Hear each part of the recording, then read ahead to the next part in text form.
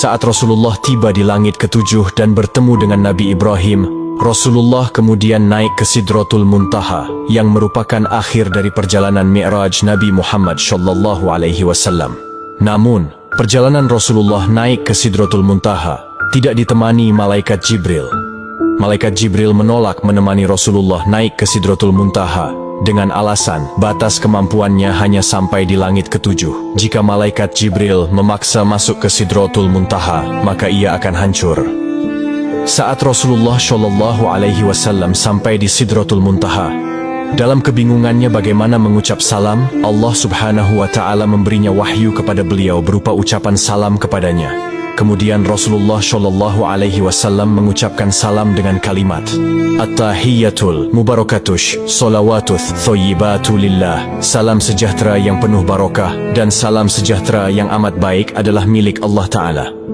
Kemudian Allah Subhanahu wa Ta'ala menjawab, Assalamu alayka ayyuhan nabiyyu wa rahmatullahi wa barakatuh. Salam sejahtera, barokah dan rahmat Allah dilimpahkan kepadamu wahai Muhammad.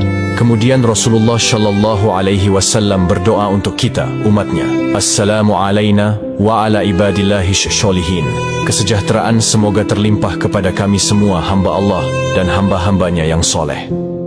Saat itu Rasulullah SAW menerima perintah dari Allah Subhanahu wa Ta'ala untuk umat Islam untuk mengerjakan solat 50 waktu dalam sehari. Selepas menerima perintah solat, Rasulullah kemudian turun ke langit ketujuh dan melihat Nabi Ibrahim sedang bersender di dinding Baitul Makmur. Dilanjutkan turun ke langit ke-6 dan bertemu dengan Nabi Musa alaihissalam. Kemudian Nabi Musa bertanya, Wahai Muhammad, dapat apa engkau dari Allah tadi? Rasulullah menjawab, Aku mendapatkan perintah dari Allah untuk melaksanakan solat 50 waktu dalam sehari. Nabi Musa kemudian berkata, Wahai Muhammad, apakah engkau tahu jika aku memiliki umat yang sangatlah kekar dan besar, namun umatku tidak sanggup melaksanakan kewajiban itu?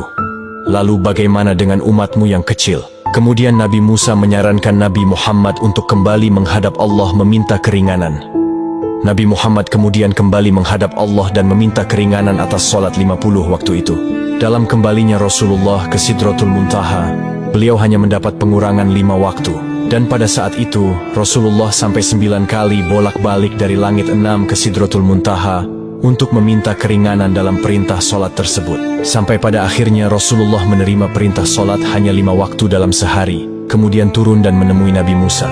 Dan saat itu juga Nabi Musa kembali menyarankan Rasulullah untuk kembali menghadap Allah meminta keringanan lagi. Namun Rasulullah enggan melakukan itu karena malu kepada Allah yang sudah 9 kali bolak-balik meminta keringanan.